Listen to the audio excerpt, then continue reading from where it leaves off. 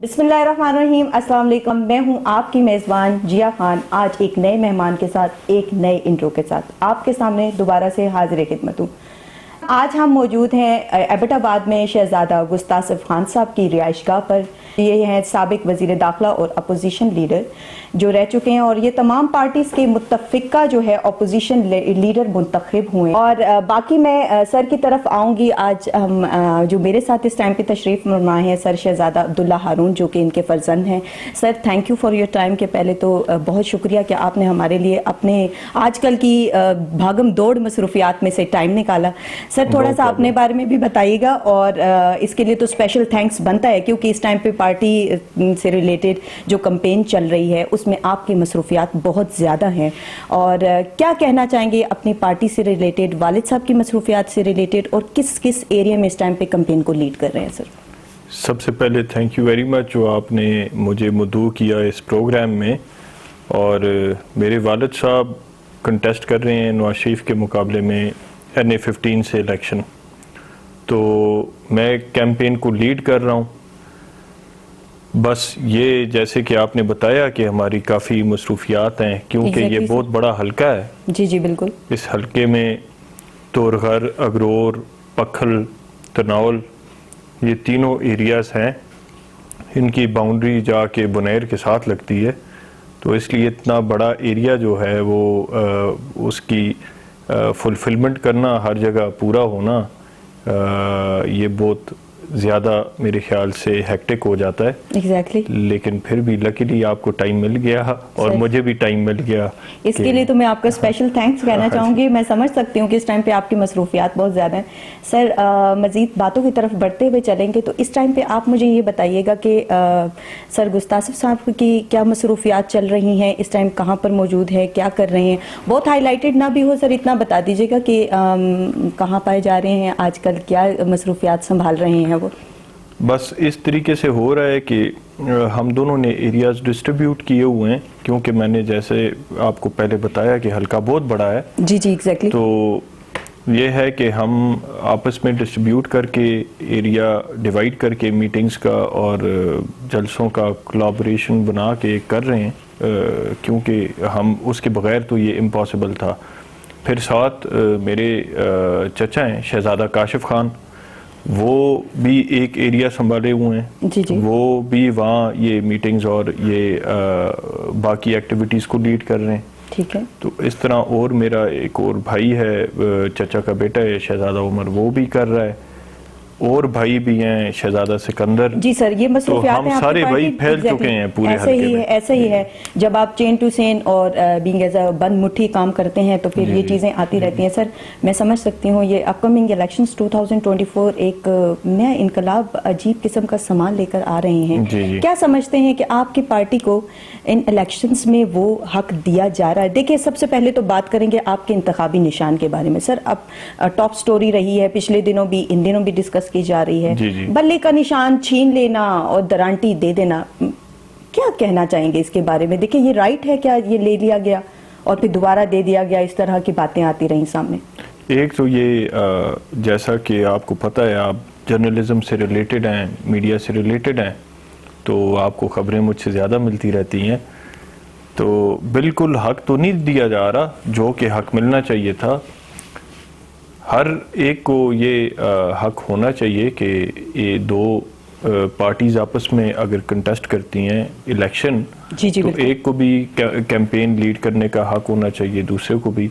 ये नहीं होना चाहिए कि एक तरफ आप पंजाब पुलिस की साथ स्कॉट्स लेके घूम रहे हैं और दूसरी तरफ आप अगले का इंडिविजुअल एस्पेक्ट को भी आप मॉनिटर कर रहे हैं और रोकने की कोशिश कर रहे हैं। जी जी। तो बिल्कुल ये आपको मैं खुल के आपके मीडिया के चैनल पे कहता हूँ कि हमारे आगे इतनी हर्डल्स बना चुके हैं ये लोग कि अगर कोई और होता तो ये कैंपेन इम्पॉसिबल होती। हाँ एग्जैक्टली ऐसे हर्डल्स के साथ तो कोई भी नहीं चल सकता। बात आपकी ठीक है। सर आपके इंतखाबी निशान की तरफ आते हुए बढ़ेंगे, थोड़ा सा कट शॉर्ट करेंगे, आपका टाइम भी कीमती है। तो आपके काफ़ी कमिटमेंट्स हैं। सर क्या कहना चाहेंगे गारंटी के बारे में, मतलब what's the use at this time? ये हमारे लिए अपनी तरफ से तो इन लोगों ने हमारे साथ ज्यादती की, लेकिन हमारे लिए अच्छा इस तरह हो गया कि दरांती एक ऐसा निशान है कि हम खुद जिम्मेदार लोग हैं। जी जी, हमारा ज़मीनों के साथ काफ़ी गहरा रिलेशन है। ऐसा ही। तो हमारे ऊपर जो लोग हैं वो भी ये रोज़मर्रा यूज़ करते हैं, औरतें भी यूज़ करती हैं, मर्द भी यूज़ करते हैं, तो ये बहुत आसान निशान हो गया हमारे लिए। जी जी, और इंशाल्लाह हमें कोई परेशानी नहीं हो रही।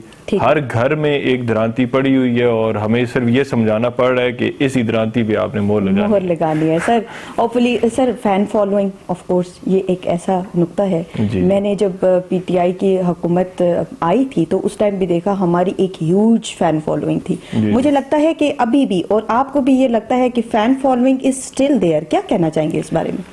मैं सबसे पहले तो थैंक्स करता हूँ अपने ओपोनेंट्स को कि जो थोड़ी सी कसर रहती थी फैन फॉलोइंग में वो उन्होंने इजाफा कर दिया है। वो जितनी हर्डल्स पैदा कर रहे हैं उससे हम और पॉपुलर होते जा रहे हैं। ऐसा ही है। तो इसलिए मैं उन्हें थैंक्स भी करता हूं और साथ मैं ये भी कहता हूं कि आप जितनी कोशिश कर रहे हैं उससे ज़्यादा करें कि हम और ज़्यादा पॉपुलैरिटी लेते जाएं, और इंशाल्लाह आप खुद ही हमारी कैंपेन कर रहे हैं, हमें ज़रूरत नहीं पड़ रही। सर एक और चीज़ यहाँ पर मेरी मालूमात में भी इजाफा कीजिएगा और थोड़ा सा इसके ऊपर रोशनी डालते हुए चलिएगा कि जब आपने दोबारा से ये कैंपेन, जाहिर है हालात कशीदा होते गए, जब इलेक्शंस का कानों में पड़ गया, फिर ये भी सुनने में आया कि पार्टीज हलचल में चल गई, और जब हलचल में हुई तो जाहिर बात है जो पीछे थोड़ा सा एक स्टेप पीछे गया है वो ये सोचा जाता है, और ये बड़ी मशहूर कहावत भी है कि वो पीछे से आकर फिर भागकर नए मोमेंटम के साथ जंप करता है।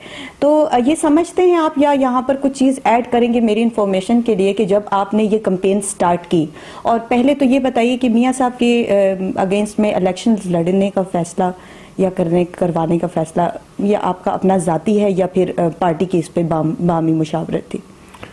नहीं, ये इस तरह से है कि इसे थोड़ा मैं क्लियर कर दूं कि हमने एज अ फैमिली भी और एज अ जनबा भी, जो हमारे साथ मुद्दतों से लोग 3 नस्लों से चलते हुए आ रहे हैं, हम सारे बैठे, हमने मशावरत की, और मशावरत से मेरे वालिद साहब ने यही फैसला किया कि ये ना हो कि हम वॉक ओवर दे दें बगैर मुकाबले के मियां मोहम्मद नवाज शरीफ साहब को कि वो पंजाब से हैं, उनका हमारे साथ ना कोई कॉन्स्टिट्यूंसी वाइज वो शरीक हैं, ना हमारे साथ और किसी चीज़ में शरीक हैं, तो रिप्रेजेंटेशन हमारी अपनी हो सकती है, तो हम क्यों वॉक ओवर दे दें एक आदमी जो पंजाब से आया उसे। तो इस बात पे सारे रजामंद हुए, एज अ फैमिली भी और एज अ जनबा, एज मतलब पॉलिटिकल फॉलोअर्स भी, हमारा ये फैसला हुआ कि हमने इलेक्शन लड़ना है।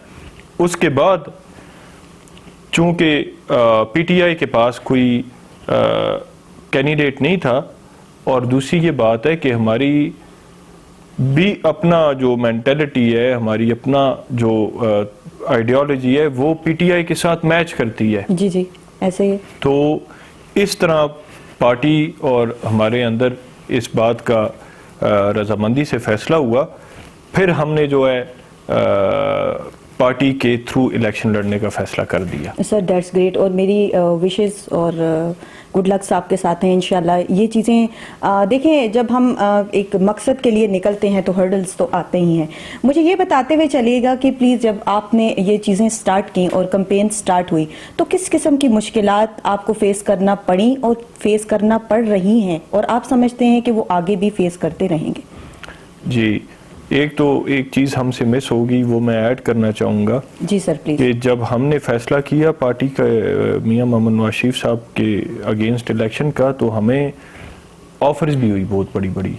ये ऐसा तो है, ऐसा तो है। ये समझ लें कि हमें जो प्रोविंशियल लेवल की सबसे बड़ी इस वक्त डेजिग्नेशन है उसकी ऑफर हुई थी। अच्छा। तो मेरे वालिद साहब ने वो रिजेक्ट करके ये फैसला किया कि हमने मुकाबला करना है। तो दूसरी ये बात आपको बताऊं जो आपका क्वेश्चन है, कि जब हम कैंपेन करने के लिए निकले तो हमारी मॉनिटरिंग भी होती रही मुख्तलिफ एस्पेक्ट से, जो मैं आपके शो पे आपके लिए नहीं बताना चाहता डिटेल में। तो मुख्तलिफ एस्पेक्ट से हमें प्रेशराइज करने की भी कोशिश की गई, मुख्तलिफ एक्ट्स करने की हमारे साथ कोशिश की गई। कहना चाह रहे हैं आप, बेसिक जो होता है हमेशा से। हाँ जी, बट ये भूल गए हैं कि सामने वो खानदान खड़ा है जिसने तहरीक ख़त्म नबूवत में भी पहली गिरफ्तारी दी थी, बिल्कुल तहरीक पाकिस्तान में भी जिसका किरदार है, और जहाद कश्मीर में जो ट्राइबल लोग सबसे पहले निकले हैं फौज के शाना बशाना कश्मीर की कॉज के लिए, वो ख़ानदान सामने है, वो भागने वाला ख़ानदान नहीं है। और अभी भी आपके थ्रू मैं चैलेंज करता हूँ कि आप जितना जोर जितना प्रेशर लगा लें, आप हमें नहीं हिला सकते इधर से। सर यहाँ पर एक चीज मैं ऐड करती हुई चलूंगी, देखिए हम बात कर रहे हैं जमहूरियत की, तो ये देखिए हर पार्टी का, नॉट ओनली फॉर यू, आपकी पार्टी का ये राइट नहीं बनता, हर पार्टी का, ख्वाह वो देखिए इस टाइम अवाम उनके हक में है या उनसे दूर है या उनको फेवर कर रही है, नहीं फेवर कर रही, आप भी इस चीज पे इत्तेफाक करेंगे कि हम जमहूरियत का कहते हैं, तो फिर वहां पर तो देखें अवाम और प्रोटेस्टिंग का जो आप हक के जो आज़ादी गुफ्तगू की जो होती है ना, कि हमें गुफ्तगू की आज़ादी होनी चाहिए, हमें अपनी बात कहने का पूरा पूरा हक होना चाहिए। जी। सर कोई मजीद आप मेरे नॉलेज में इजाफा करते हुए कोई ऐसी अहम बात जो लास्ट में, प्रोग्राम आपका वक्त भी बहुत कीमती है, शॉर्टकट करते हुए चलेंगे, कुछ ऐड करना चाहेंगे, कोई ऐसी चीज हमारे चैनल के थ्रू जो लोगों तक पहुंच सके? जी, freedom of speech, freedom of expression, और ये तो बुनियादी चीजें हैं जो होनी चाहिए, और ये तो ह्यूमैनिटी भी कहती है, ये सोशल एस्पेक्ट से भी ये चीज होनी चाहिए। लेकिन इस टाइम पे आपको जमहूरियत के हवाले से ये बता दूं कि पाकिस्तान में जो जमहूरियत हम देख चुके हैं और जो चल रही है, ये जमहूरियत नहीं है, इसे जमहूरियत नहीं कहा जाता। ये जमहूरियत के लिबास में डिक्टेटोरियल सेटअप चल रहा है, और इसे इंशाल्लाह रोकना हर सिटीजन का फर्ज है, हमारा ही नहीं। और मैं थ्रू आउट हर पॉलिटिकल पार्टी बिला तफरीक के कौन किस जमात से है, कौन किस जमात से नहीं है, आज अपने बच्चों के लिए अगर हम फ्रीडम नहीं लेते तो इसका ये मतलब है कि कल हमारी सारी नस्लें जो हैं इसी डिक्टेटोरियल सेटअप के अंदर ही चलती रहेंगी हमेशा। तो आप सबको भी इस कॉज का हिस्सा बनना पड़ेगा, नहीं तो आपके बच्चे सफ़र करेंगे, आपकी नस्लें सफ़र करेंगी। Sir thank you so much, बहुत अच्छा लगा आपसे बात करके, मैंने आपका वक्त लिया उसके लिए बहुत शुक्रिया। और यहाँ मैं बात करते चलूँ सामईन कराम, बात हो रही है इलेक्शंस की, अपकमिंग इलेक्शंस 2024 एक नया समा लेकर आ रहे हैं, बात है वोट की, वोट को पहचानने की, और आप आज़ाद हैं क्योंकि मेरा मुल्क आज़ाद है, इस चीज़ से बिल्कुल आरी हो जाएं कि हमें क्या फेस करना पड़ेगा और क्या देखना पड़ेगा। अपनी पार्टी जिसको आप समझते हैं कि उसको वोट देना चाहिए तो अपना हक अदा करें, वोट की पहचान करवाएं, वोट की इज्जत करवाएं। अपनी पार्टी किसी के कहने में आकर वोट देना ये एक सरासर गलत काम है और मैं इसके बिल्कुल भी हक में नहीं हूं। इस प्रोग्राम से फिलहाल आज मेरे मेहमान के साथ मुझे दीजिए इजाजत। अल्लाह निगहबान।